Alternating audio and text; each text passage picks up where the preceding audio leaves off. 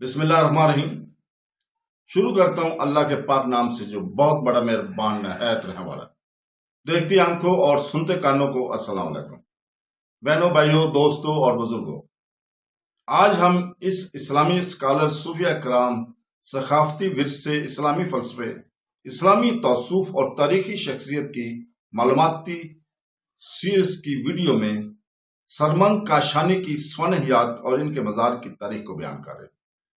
17वीं सदी के एक सूफियाना शायर और फलसफी सरमंद काशानी ने एक ऐसी जिंदगी गुजारी जिसने रवायती मजहबी हदूद की खिलाफ वर्जी की। 1590 के आसपास आर्मीनिया में फारसी बोलने वाले आर्मेनियन ताजरों के एक यहूदी घराने में पैदा हुए। सरमंद फारसी पर गहरी अबूर रखने वाले एक शानदार आलम थे। जिस जबान में उन्होंने अपनी ज्यादातर शायरी की थी, इनकी इब्तदाई जिंदगी की तारीफ इल्मी मुशागल और तजारत में कैरियर से की गई थी, जो बिलाखिर मुगलिया सुल्तनत के दौर में इन्हें बरसगीर में ले आई। अगरचे उन्होंने ज़ाहिरी तौर पर इस्लाम कबूल कर लिया था, लेकिन इनकी तहरीरों और फलसफियाना अक्कासियों से पता चलता है कि इनकी रूहानी रुझान मजहबी दर्जाबंदी से बालातर है। अपने आयात में सरमंद ने खुलेआम ऐलान किया कि इसका तल्लुक किसी एक मजहब से नहीं, ना यहूदी, ना मुसलमान, ना हिंदू। इस जुर्रतमंदाना ऐलान ने इनकी गैर रवायती तरीकों और सूफियानी सच्चाइयों के खुले इजहार के साथ इसे अपने वक्त की मजहबी रासक अलकीदा से मुस्ताज़िम कर दिया। सरमंद के बाद के साल हिंदुस्तान में गुजरे, खास तौर पर दिल्ली में, जहां वो अपने घूमने फिरने, अक्सर बरना और गहरे गौर फिक्र की वजह से एक मशहूर शख्सियत बन गए। अल्लाही मोहब्बत और सच्चाई के इसके बेसाख्ता अजहार ने बहुत से लोगों की तवज्जो अपनी तरफ मुतबल कराई, जिनमें शहजादा दारुल शिकवा भी शामिल है, जो मुगलिया तख्त के आजाद ख्याल और सूफियाना तौर पर मायल वारिस थे। सरमंद का दार शिकवा से गहरा तल्लुक बन गया, जिससे किताबत पसंद उल्मा और दरबारियों की नापसंदगी में मजीद शिद्दत आ गई।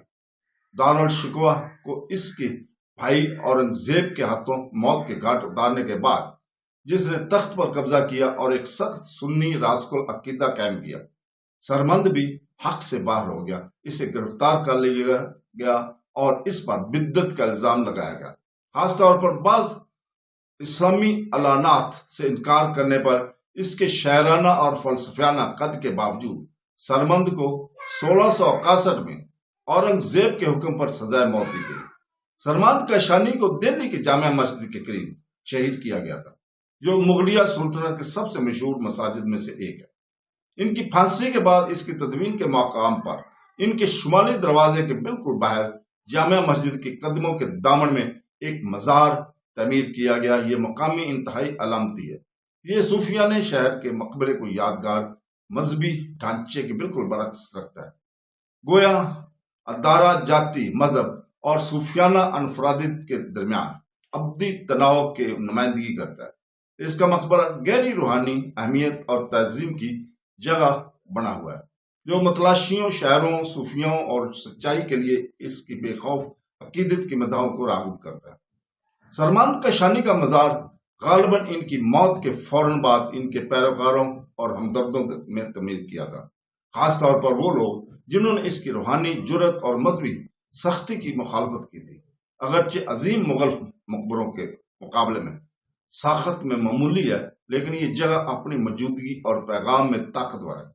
सफेद संगे मर्ग की कब्र एक कम दीवार से घिरा हुआ रूहानी आजादी, फनकाराना आजार और सूफिया मोहब्बत की पैदार ताकत के सबूत के तौर पर खड़ा है। आज भी सरमंद का मकबरा जिंदगी के तमाम शोबों से लोगों को अपनी तरफ मुतवज्जो करता है। जो अलहाम, रूहानी बसीरत या महज एक जैसे शख्स की इज्जत करना चाहते हैं, वो किसी एक मसले की हदूद से बहर इलाही सच्चाई की तलाश में जिंदा वो रहते हैं।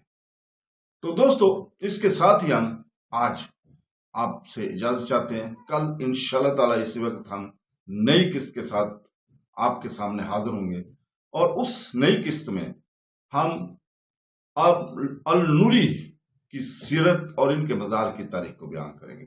और यह सिलसिला इंशाअल्लाह ताला चलता रहेगा जब तक इन पूरे इस्लाम के पूरे सूफिया कराम की जिंदगी के ऊपर हम اس کو بیان نہ کر پائے. تو دوستو کل تک کے لیے اجازت. اللہ حافظ.